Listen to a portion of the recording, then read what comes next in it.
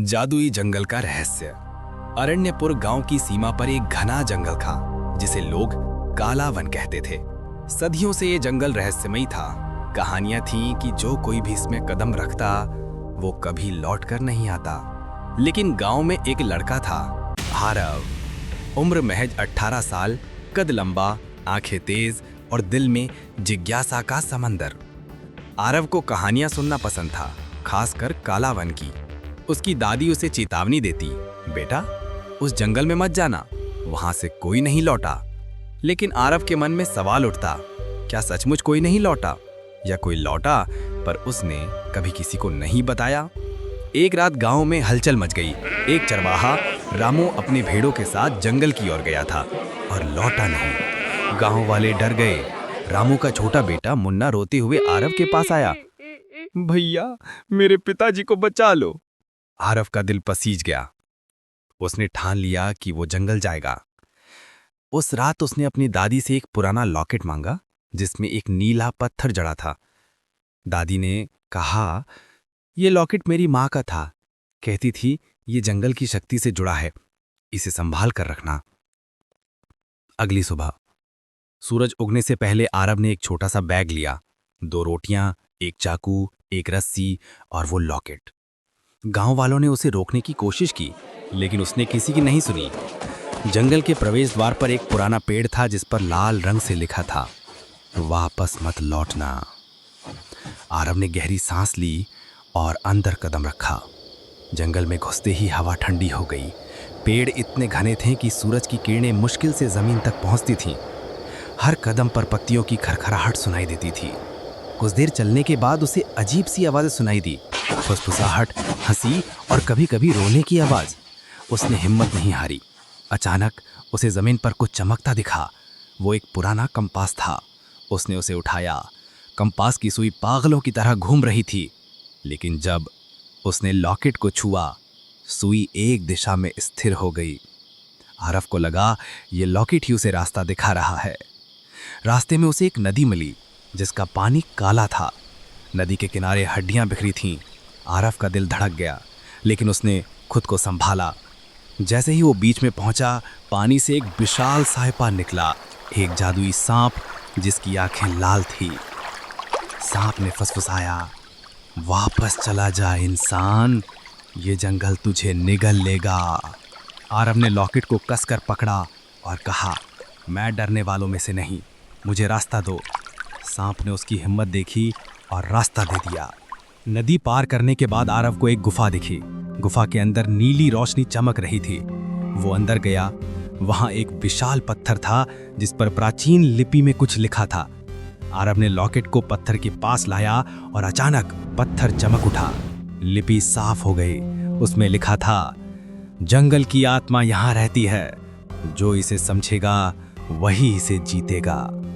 आरव ने गुफा के कोने में एक पुराना संदूक देखा। उसने उसे खोला। अंदर एक किताब थी जिसके पन्ने सोने जैसे चमक रहे थे। किताब का नाम था काला वन का रहस्य। किताब में लिखा था कि जंगल एक प्राचीन जादुई शक्ति है जो हजारों साल पहले एक ऋषि ने बनाई थी। ये शक्ति अच्छाई और बुराई दोनों को अपने अंदर समेटती है। जो भी जंगल में आता उसकी आत्मा जंगल का हिस्सा बन जाती है। लेकिन एक तरीका है जंगल को नियंत्रित करने का, उसकी शक्ति को अपने अंदर समाना। इसके लिए 3 परीक्षाएं पास करनी होती हैं, हिम्मत, बुद्धि और दया। पहली परीक्षा थी हिम्मत की। उस रात जंगल में एक विशाल भालू ने उसका पीछा किया। भालू की आंखें आग की तरह जल रही थीं। आरव ने चाकू निकाला, लेकिन उसे याद आया कि किताब में लिखा था, हिम्मत का मतलब लड़ना नहीं, सामना करना है। उसने चाकू नीचे रख दिया और भालू की आंखों में देखा। मुझे डर नहीं लगता, उसने कहा। भालू रुक गया और धीरे धीरे गायब हो गया। दूसरी परीक्षा थी बुद्धि की। अगले दिन आरव एक भूल भुलैया में फंस गया।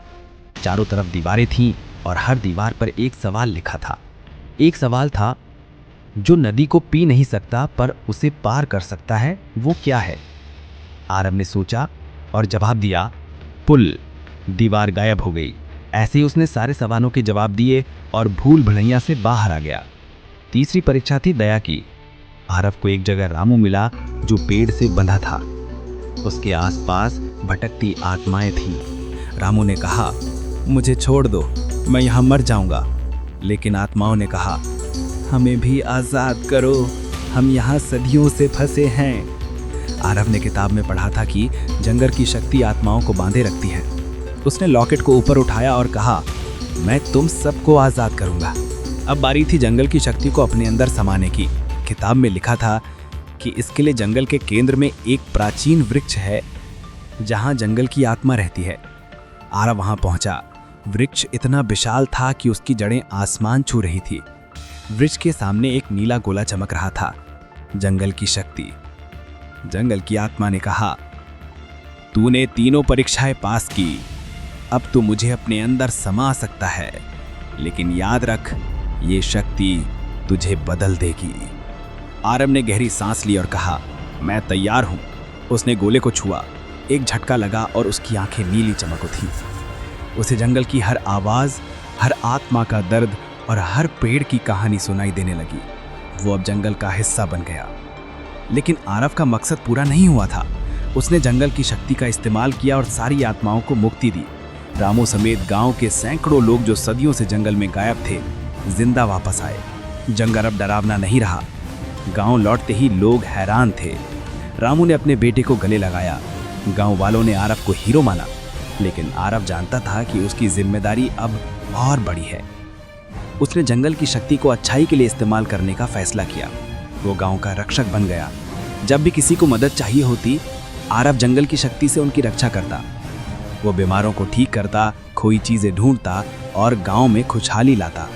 एक दिन एक बच्ची खो गई। गांव वाले परेशान थे। आरव ने अपनी आंखें बंद की। जंगल की शक्ति ने उसे बताया कि बच्ची नदी किनारे है। उसने बच्ची को बचा लिया। गांव वाले ने पूछा, तुम ये सब कैसे करते हो? आरव ने मुस्कुराकर कहा, जंगल मेरा दोस्त है। काला वन अब रहस्यमय नहीं रहा। लोग उसमें घूमने जाते, लेकिन अब डर के नहीं, बल्कि आरव की शक्ति के सम्मान में। आरव ने जंगल को एक नया नाम दिया, सजीव वन। वो जानता था कि जंगल की शक्ति अब उसके अंदर है और वो इसे हमेशा अच्छाई के लिए इस्तेमाल करेगा।